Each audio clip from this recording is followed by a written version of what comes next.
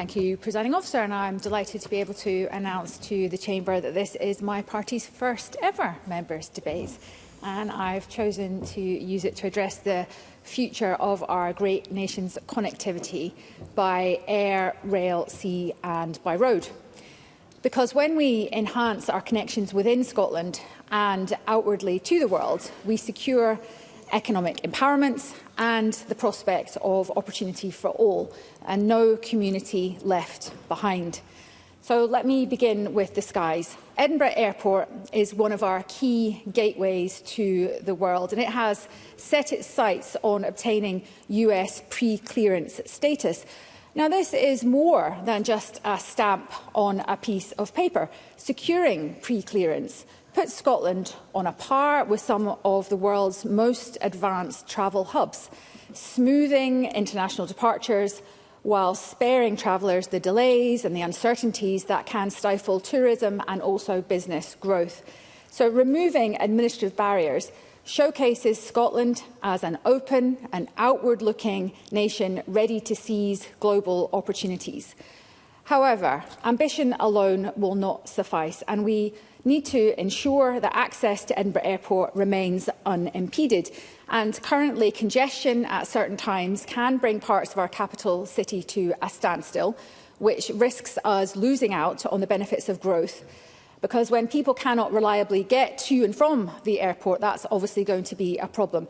So we need the second access point via Gogar. I think personally that's essential, not just as transport infrastructure, but also as a statement about our forward-thinking approach to planning.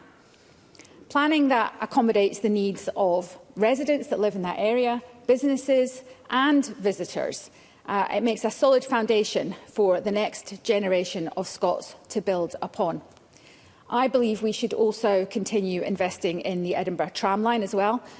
It's not simply a novelty. It has, I think, become, over the last few years, a reliable lifeline for many residents across our city and tourists as well, linking the airport to the heart of our capital city and hopefully beyond that.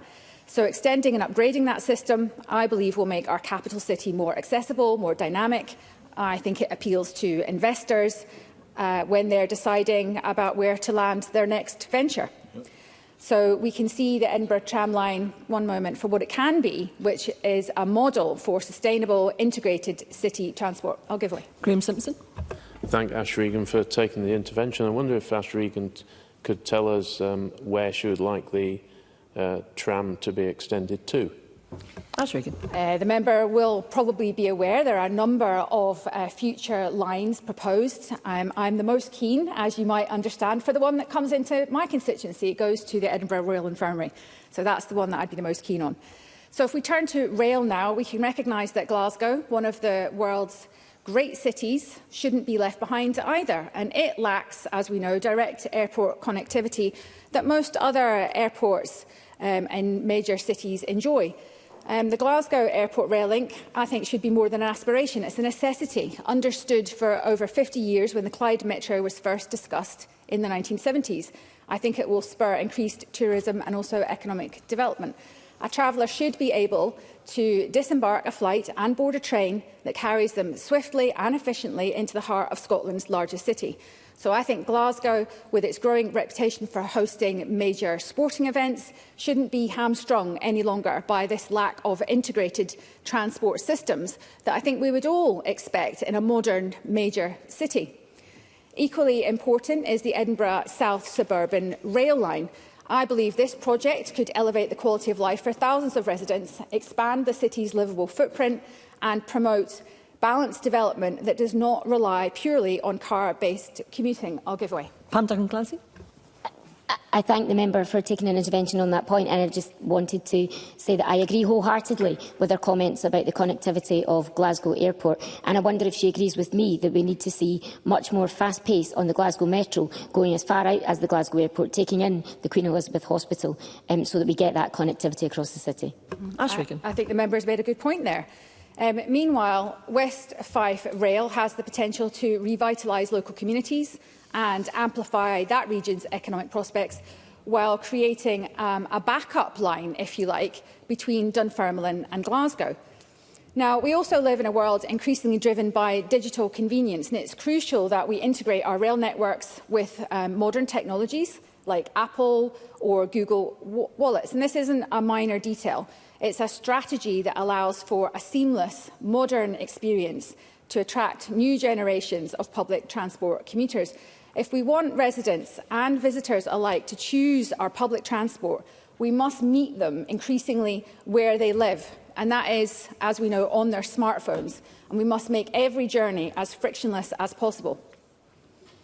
Scotland's ports also hold immense untapped potential, serving natural gateways to maintain maritime trade and tourism. So Leith, Gourock, Rosyth, Glasgow, Dundee and Aberdeen.